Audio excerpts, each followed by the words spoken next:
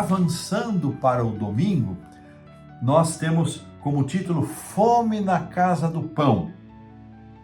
E o autor, ele decide fazer uma introdução, falando muito mais do contexto em que Noemi vai se encontrar com Ruth na terra de Moabe, do que propriamente dito de Ruth. E ele nos lembra que o tema que nós estudamos exaustivamente no trimestre passado, onde críticos da fé cristã apontam para três realidades, três evidências que demonstram a dificuldade de se viver nesse mundo, professando uma fé espiritual. Primeiro, Deus não existe, eles afirmam, ele não tem poder para evitar as coisas ruins que acontecem para boas pessoas e ele não se importa com o nosso sofrimento. Três acusações feitas a Deus, colocando como empecilhos para viver uma vida de fé.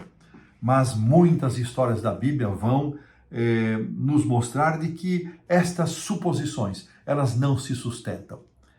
Nem sempre nós poderemos explicar e compreender todas as coisas, mas poderemos ter evidências de que Deus age sempre com a melhor intenção, da melhor forma possível, dentro do contexto do grande conflito, para nos abençoar. E a história de Ruth é um verdadeiro exemplo dessa verdade.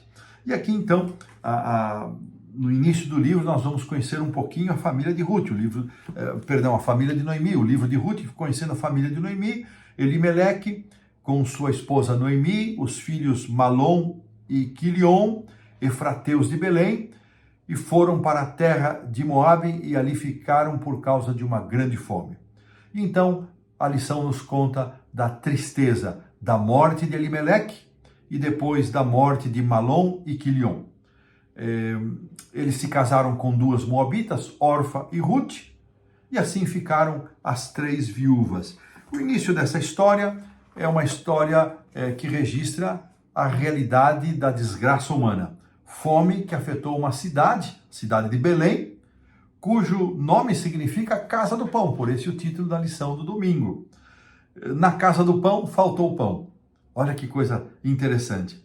E aqui a lição faz uma aplicação de que Deus colocou a humanidade, os nossos primeiros pais, no jardim do Éden, onde havia fartura, mas com a entrada do pecado, a fome passou a existir.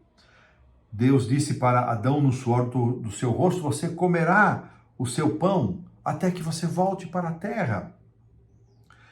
Como administrador dos recursos naturais, Deus jamais intencionou que houvesse falta de pão. Hoje a fome é uma das desgraças que maltratam o nosso mundo e um dos sinais que apontam para a volta do Senhor Jesus.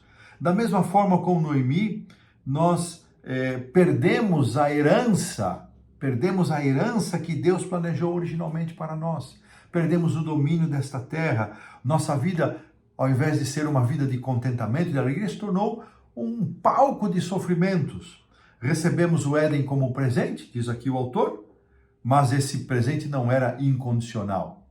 Dependia de uma profissão de fé, de uma escolha na oferta que Deus fazia. Infelizmente, nossos pais fizeram uma escolha equivocada e todos nós pagamos um preço caro por isso, como Deus também pagou o preço mais caro por causa de nossa escolha.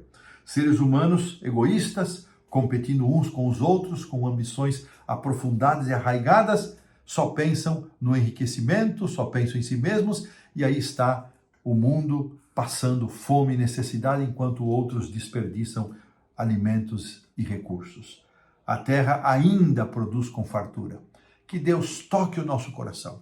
Que, como cristãos, não somente pensemos em nós mesmos, em nos alimentar, em suprir nossas necessidades e as da nossa família, mas tenhamos bondade em nosso coração para repartir, para dividir com aqueles que passam necessidades.